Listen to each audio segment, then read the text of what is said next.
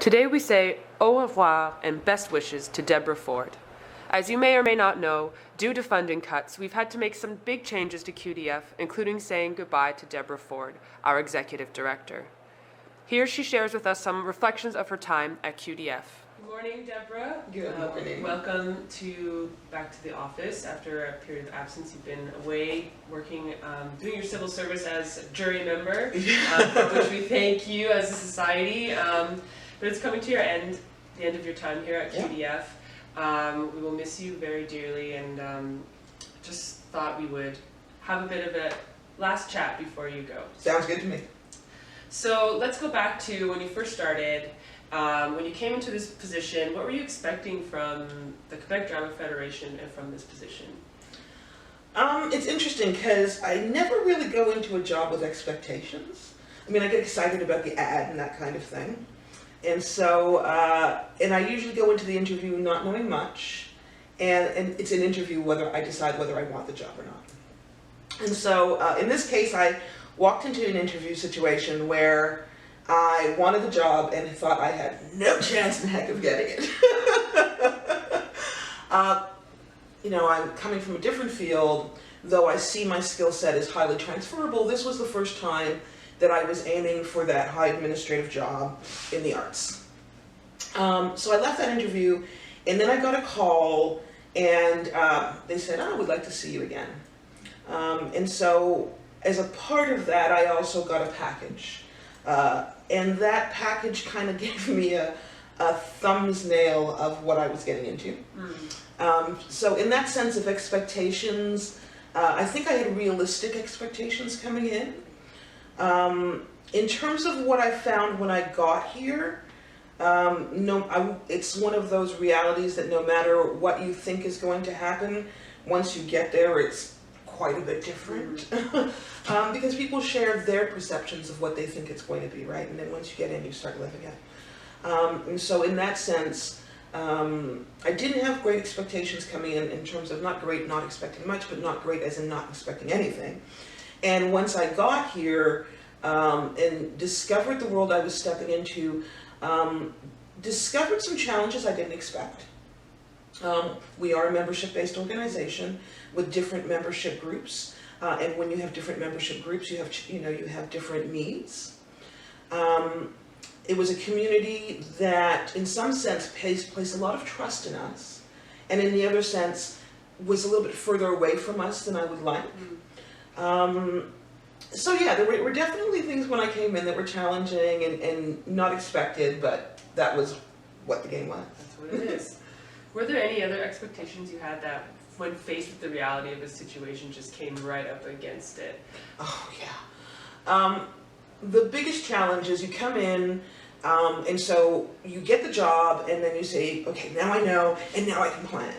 And then you start the job and you realize, oh, this is something else. Okay, I'm going to make some other plans.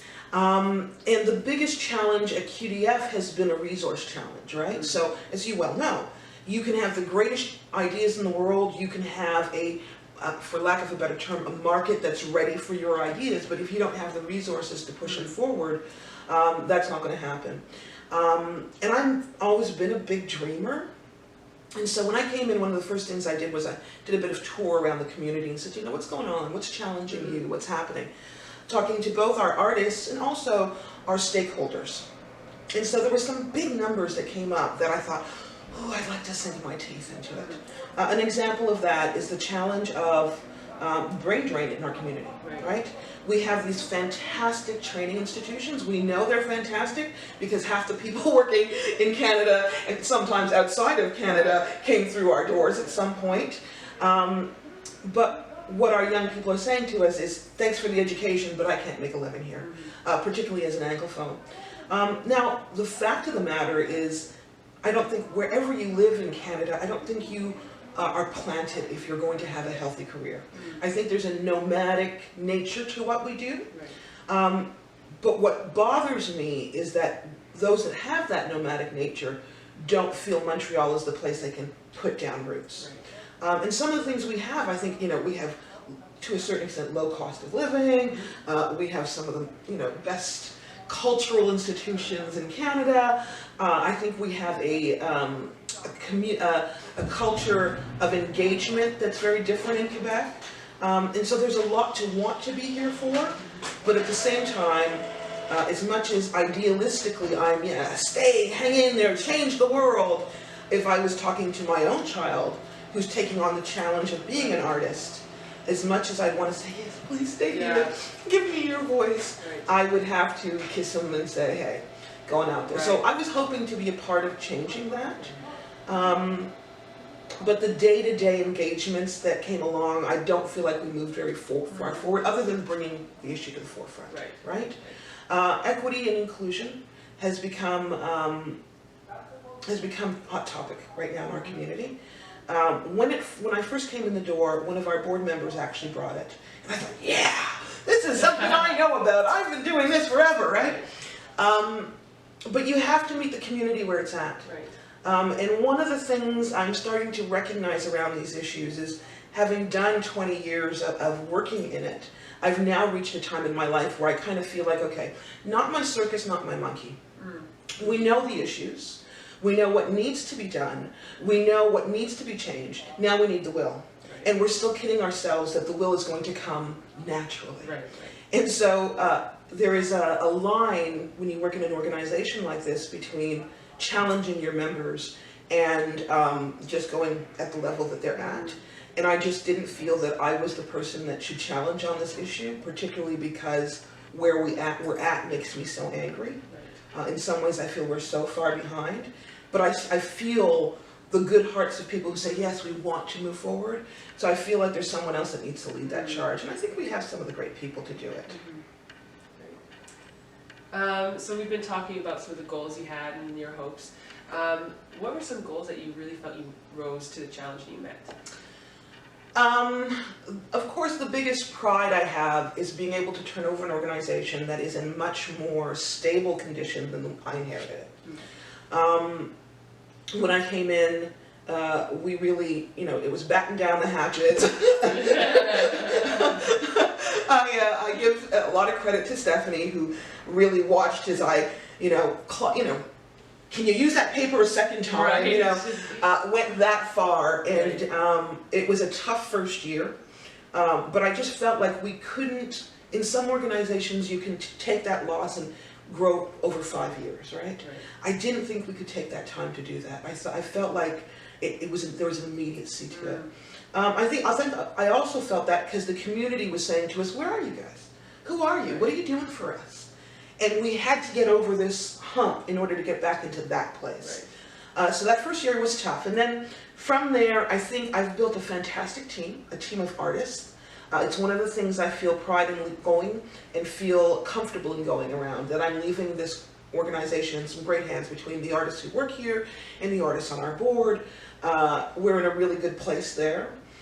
And then in terms of accomplishment, the thing I will keep an eye on after I go along, this blog, it started out with a very simple challenge that I wanted to meet.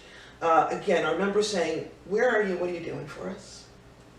A need to hear from our members, know who they were, what they're doing, what's bothering them, what's in their work, and a recognition that most of them didn't have the time to give us that for free. Right? And so the blog gave us an opportunity to reach out to our members and say, "Hey, how you doing?" And giving them an opportunity for something they needed, which was, a chance to engage and a chance to promote their work in an environment where they could have some control over it. And so the blog, I'm proud of what we've accomplished, and I'm most proud of the potential for what we've done left behind. So yeah, those are the things that for me it's like, okay. And then there are some individual wins. Those people who, when I started at the organization, had very honest conversations with me. Like, I don't know what you're doing here. I don't know what that organization's about, but I'm done, right? Who, as I come up to the end of this, are coming back to me and saying, "You know what, I'm back. I'm happy to pay my membership every year." Those kinds of things. Those are personal marks, right? Because this is one of those jobs you do where no matter what you do, someone's going to love you for it and someone's going to hate you for it. And the people who hate you for it are much louder than the people who love you for it. course. Yeah. Well, speaking of the love, what are some of your happiest memories of your time here? Again, I have to come back to my team, always. Watching you guys grow as artists, watching you grow as people, having a tiny part of that. You know, the banter in the office, the jokes, the lightness of being, I will miss that. I love my favorite event every year. I know this sounds silly. I love the generals. Right. I love the general auditions because a chance, again, to connect with community, but more, there's a sense of hope about those days, you know, so you can pretty well guarantee if I'm not volunteering in front on those days, I will be in the audience on those days because I really enjoy that. The launches are one of those double-edged swords. We go into them every year, every session. By the time we get to launch, it's like, okay, we just get this over with. Yeah. It's so much work. It's so stressful. And then we come into the office at noon the next day, and it's like, cool, did you see that? Yeah. You know, the spontaneity of theater. So we've been talking about the good times and some of the challenges here at QDF. What was maybe a challenge that you'd respond differently if given the chance to do it again? You know, it's interesting because my greatest challenge, my greatest personal challenge, even now I can't look back and say, I think I could have done that differently. I think the biggest personal challenge for me is that because of the circumstance that this job is surrounded in, I never really felt like I got to be me. Got to do me in a way that brought the best of me to the table.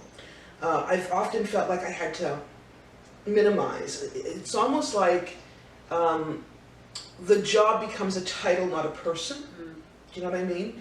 And so you have to step further back. And there's other people I think who can do the job differently maybe. I just don't know if I could have, I don't know what more I could have brought that would have been okay in this circumstance. Mostly because in this seat you are the voice of a community, right? And again, there are times where within a community, within a government, you have to say things that aren't even popular with your own people, right? But those should be far and few between. The membership should lead at all times. And I definitely feel a sensibility to who I am as an artist and as a person that comes from a different world. And wanted to be sensitive of not imposing that. And so there are situations that came up in the community that had I been left to my own druthers, I would have dealt with in a more direct or forceful or some other kind of manner. Whereas in the role, I often felt my hands tied and felt like sometimes saying nothing was better than saying anything at all because who would be speaking would be me and not my membership, not my board. Very early here, that happened once. And I actually, something to do with the media.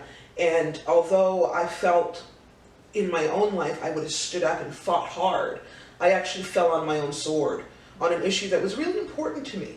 But I did it because I couldn't let the issue become more important than QDF. And so I had to minimize my voice in order to let other voices carry that in a way that, because I didn't think I could go any further and have integrity in my voice and keep my members happy. And while I'm happy to make my members unhappy if I need to, I've also got a board I need to answer to, right? So it filters through that. And so this isn't the first time I've been in this situation. I don't know if I would do it again. I don't know if I would lead a membership-based organization again. And I don't know if I want to. I've developed this reputation of being able to bring organizations back from the edge. I really don't want to do that again. Next time I want lots of resources, I want a full team. I want a dream, right? But I'll tell you what, I wouldn't trade the last 3 years for anything in the world. This is my second career, or actually third. It was a trial by fire. It was like 3 years of extended university. And I couldn't ask for better training grounds. Yeah. So thank you for the reflections on your time here. Let's look ahead now. So you're leaving us, but we could definitely still benefit from some tips, recommendations, anything you want to leave with us looking forward here. If I have one recommendation, it's for our members. Your voice is vital to what goes on here at QDF. The board is getting ready for we don't have a title as far as I can understand because I've been away for so long, but we're moving towards a membership summit. And I understand that, especially with the limited resources we have and whatnot, it's very hard to put your work aside and focus somewhere else. And that's why QDF exists. It's to be able to do that so that you can sleep during the day and work at night, and we can be in those places you can't be and bringing your voice forward. But I have to say, as the person who's had that job, I often didn't feel like I had enough of your voices in my head. And if you want QDF to continue to play that role, then you need to be present and give your voice, lend your voice to that. I am surprised in the 3 years I've been here how few emails I've gotten, how few phone calls I've gotten from people who said, you know, this is going on and I'd like QDF to do something about it. Those phone calls, while in the moment, because you're doing things, can be like, oh, I can't believe it. Believe that those phone calls and emails are really appreciated around here. They go to staff meeting, they get kicked up to the board level, they are a part of AGM planning, they are a part of strategic planning, they are a part of discussions that we have with our stakeholders. And because our memberships include such different groups, we have the theater companies, we have the individual artists, we have community theater, we have independent theater. It is so important that everybody gets their voice in here, because some voices are so much stronger than others because their working culture makes it easier for them to do that. So if you're one of those voices who feels like no one ever listens to me, no one ever cares about my needs, this is the place to bring that to. This is the place that actually does care. We exist because we care. If we stop caring, we don't exist anymore. And so that's the one recommendation I would leave to you, our members. Engage, engage, engage. Great. And what's next for Deb? As I've said from the beginning, I'm really stepping out on faith. This decision of the board and myself really had a feeling of fruition. It was time. That having been said, it being time and me being ready are often two different things, right? I know I would like to, I enjoy, there are things I enjoy about working life that I'd like to continue to have as a part of my life. I love continuing to contribute to the development of others. That's really important to me. I'd like to continue to have opportunities to practice my own artistry, but I'm happy to do that by working with others, and training program, that kind of thing. I know I don't want to have to be pulled in the ways I've been pulled here. I'd like to have one master for, one company that I'm working for, that kind of thing. But other than that, I've always stepped out in faith. I have no idea where I'm going. I hope to stay in theater, but the right circumstances, I'd love to do a podcast, for instance. When you guys grow, looking for someone to do a podcast for theater, keep me in mind. So I'm looking, and I'm also fortunate that I'm at that age. I'm 52 years old, and I've earned all 52 years, so I'm proud of them. But that leaves me a lot of choices because I made other choices as a young person, right? So I haven't got a great pension waiting for me. So I might as well enjoy the rest of my working life. And I've got a great partner who supports me and understands that work with purpose is more important than a paycheck to me. And so I'm fortunate to be able to, and I'm fortunate that I live in Canada and have a social safety net that's going to allow me the time to find the right fit for me. So that's what I don't expect to be seen in the community till probably around spring. Winter's coming and I plan to hunker down and enjoy some of that. I have writing I need to do. I've got plays that have only gone through their first step of dramaturgy, and for 3 years I've been threatening to go to Fringe, and I think it's time to bring my work forward. And I'm always looking for that one walk-on role, because I have no memory for text, but anytime someone has a role where I can just come and say that one line that I won't forget, think of me. Well, I look forward to that role. Thank you again for sitting down and having this chat with me before you go. It means a lot that you want to meaningfully reflect on your time here. like you said, the people that work here are a huge part of what, you know, makes this organization work. And so there's going to be, you know, a big gap here after you go, and we're really sad to see you go, but we wish you all the best in the future, and thank you so much for your years here at QDF. Thank you, thank you, thank you. And like I said, when I came, there were big shoes. You grow to fill them, and I have no doubt that the team I leave in place will grow to fill whatever shoes I leave behind. Thank you. Thank you. Thank you. Thanks again to Deborah for taking the time to sit down and speak with us, and for your years of dedicated service. Best wishes and all our love from the Quebec Drama Federation.